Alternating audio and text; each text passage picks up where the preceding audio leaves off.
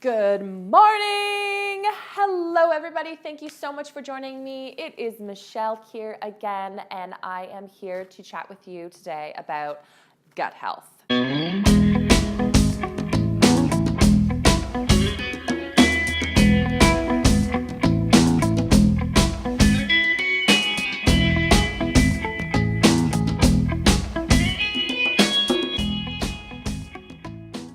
So it has been a busy summer. It's been amazing, don't get me wrong. I've been to London, England, Barcelona, Spain, LA, I think back in March.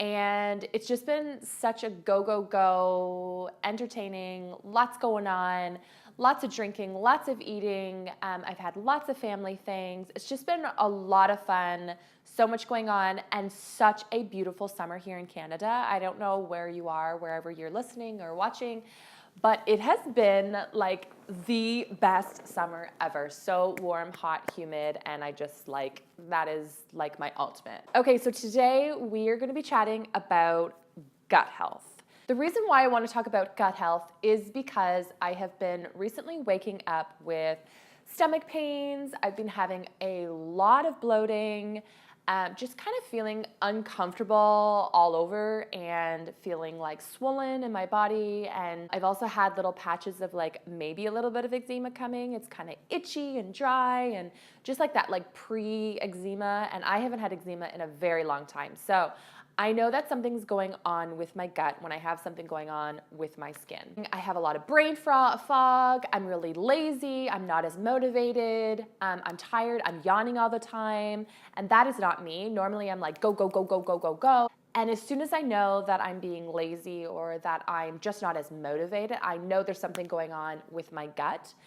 It's just another one of the indicators, as well as I have brain fog. So I'll have a conversation with somebody and I'll realize that I'm totally thinking elsewhere. My mind is kind of just not really thinking about what's happening, or it's hard for me to really concentrate.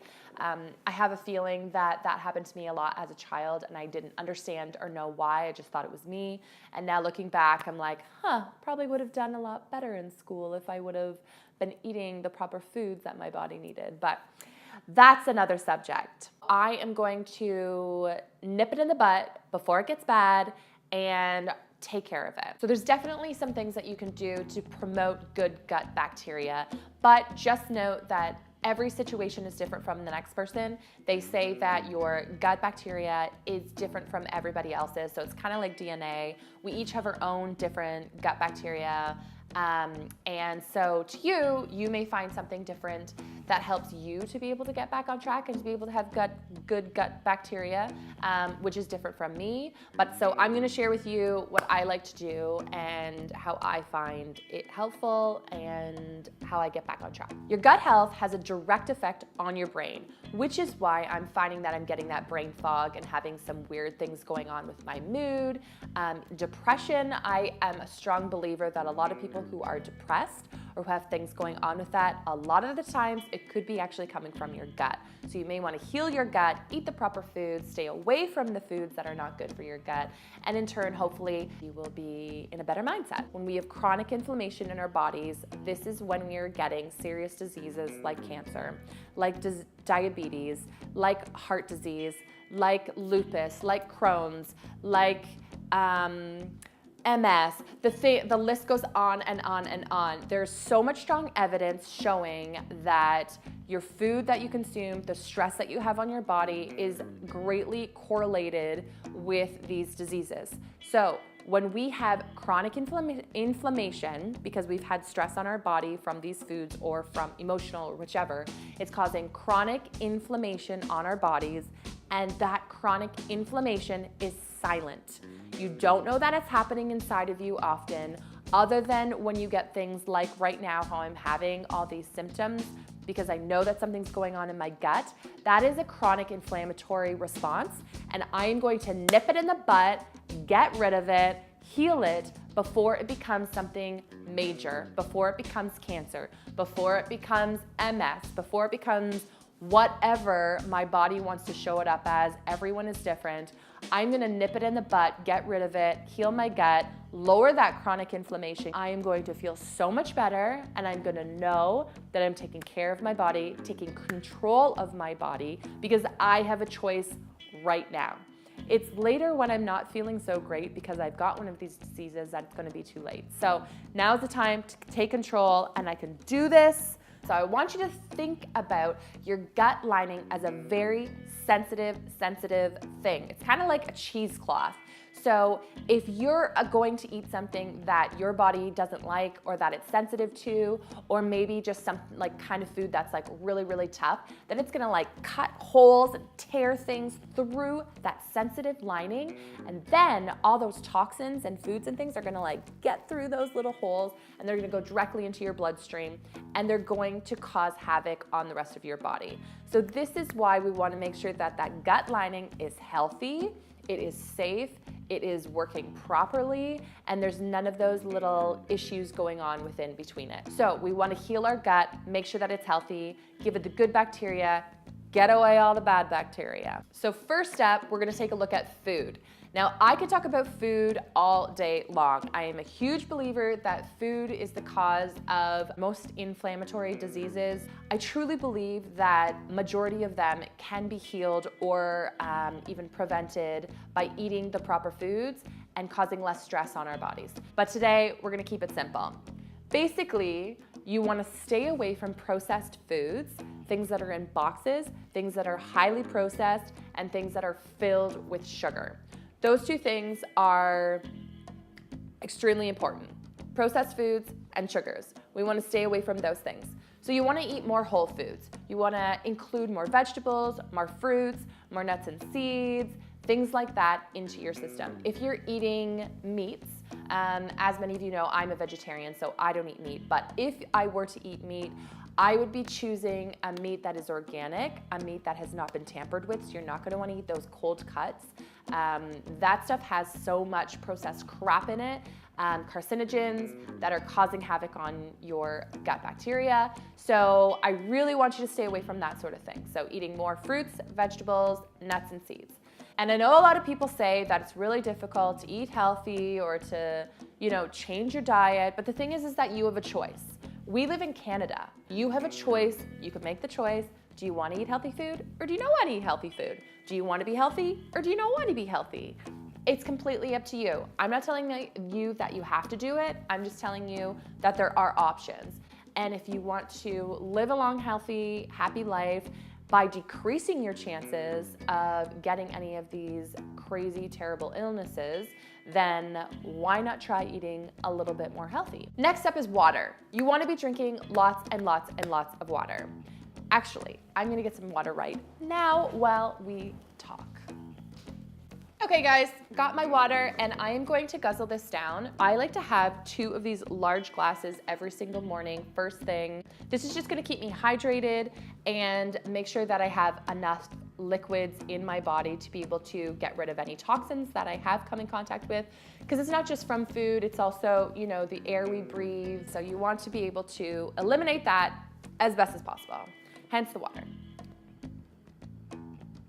Now, I'm not gonna buy anything specific, although I sometimes do a Candida cleanse, which I will likely do more so after Christmas.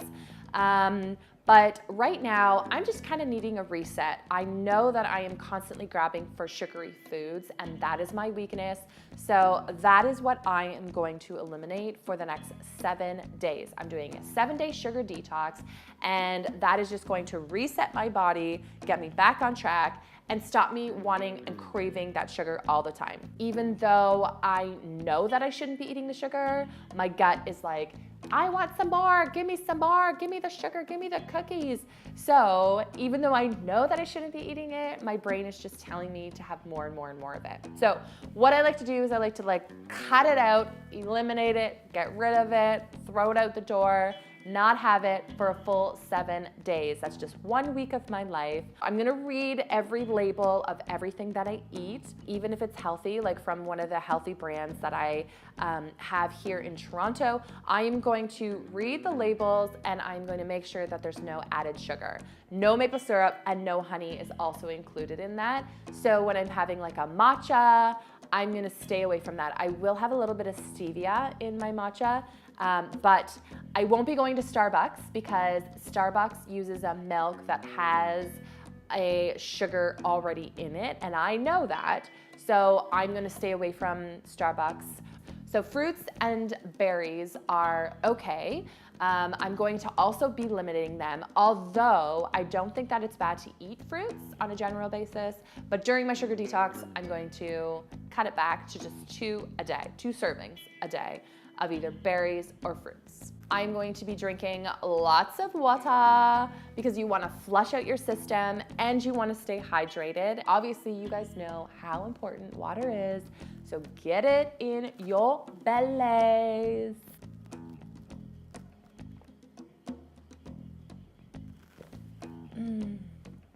Guys, it's so refreshing. All right, so let's chat about fasting.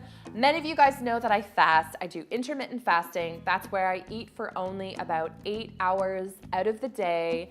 I do not do this every day. So let's actually get into this a little bit. A lot of you have been asking me questions about this. So there is talk that intermittent fasting can have an effect on your hormones. And I would like to actually agree with that because when I do it for too many days in a row before my period, I do find that my period is different. Also, I get headaches really, really bad. So, strong advice for all you beautiful women out there. If you're choosing to fast, just be mindful and listen to your body. If you are having any of these weird symptoms, then definitely change things up a little bit. So what I like to do is I won't fast every single day. I'll fast for maybe like 4 or 5 days out of the week on a general. And then I know right before my period, about like 2-3 days before my period, I won't fast. So I will eat within a 12-hour window, which is what I do every day no matter what. So if I've eaten something at 9 o'clock at night, I'm not gonna eat again until 9 o'clock in the morning. So that is a must for me. 12 hours is a must. However, like I said, generally I do the fasting, but just be mindful of it. Listen to your body. If you're having any like weird reactions or anything, you just wanna make sure that you're listening to your body. Okay, so during my sugar detox, I will be fasting to an extent, but like I said, I'm gonna just be mindful of how I'm feeling. I'm likely not gonna do the full 16 hours of fasting. I will likely be doing more closer to like a 12 to 14 hour fasting. So that's likely what I'm gonna be doing for my fasting. Now, many of you guys know I eat a lot of vegetables, a lot of greens. I'm gonna be incorporating a lot more of my anti-inflammatory foods as well as prebiotic foods. I'm gonna add in a lot more of my cruciferous vegetables, so that's like your broccoli, your kale, Brussels sprouts, that sort of thing. I'm going to be adding a lot more of like garlic and ginger. Just want to be getting a lot of the good herbs and spices, and turmeric I'm going to be adding. It is a great anti-inflammatory. I'm going to be taking a probiotic. I do take a probiotic. I'm not extremely regiment about my probiotics generally, but during this time, while I'm doing my good my gut healing and while I'm eliminating the sugar, I'm going to be taking my probiotics in the morning and at night. So I will definitely be getting more of those than what I do typically. During this time, I definitely want to make sure that I get a lot of sleep. Sleep is key for your health and for healing. That is an important piece of the puzzle. So during this time, I'm going to be getting as much sleep as possible. Side effects. Let's just talk quickly about side effects because I don't want you guys being worried or scared if you have anything weird happening to you while you are doing your sugar detox. So it is normal to have breakouts if you're the type of person who will have zits. I'm not one of those people, but a lot of people do. So if you have zits, if you have headaches, if you have brain fog, that can actually increase while you're doing your detox. If you're feeling irritable, if you're feeling moody, sensitive, all these things are very, very, very common. So tell your loved ones what's happening so that they understand why you're being a crazy person, and then they're not gonna wanna rip your hair out. But no, all honesty, you definitely can have these side effects, especially if you have been eating really terribly, then it's going to be worse.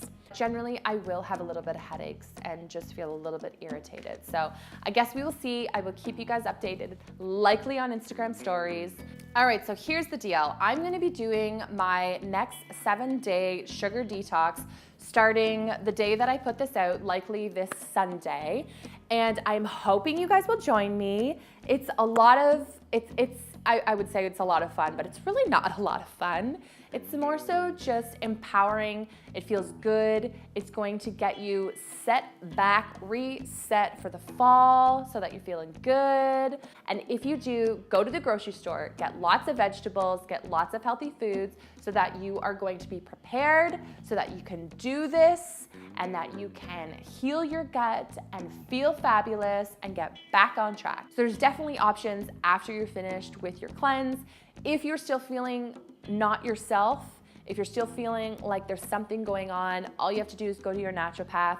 You can get more information from them. They can do more tests on your body to see what exactly is going on. But this is a great start and a great way to kind of reset your body and get you back on track for the fall. So I hope you guys join me. It's gonna be great.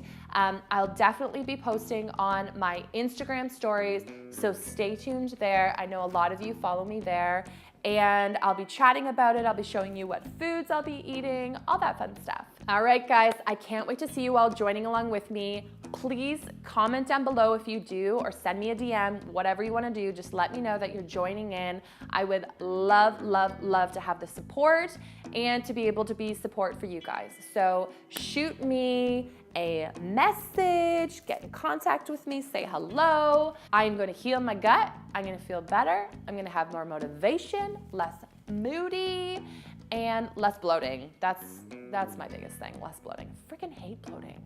It hurts and it doesn't feel good. Comment down below, subscribe, all that fun stuff. Love you guys. Thanks for following. Cheers. My foot's asleep. Kind of hurts. I'm just gonna dance around while I wake up my foot because it is feeling a little bit tingly. Oh my God, back up. Let's do that again. This one's gonna be good.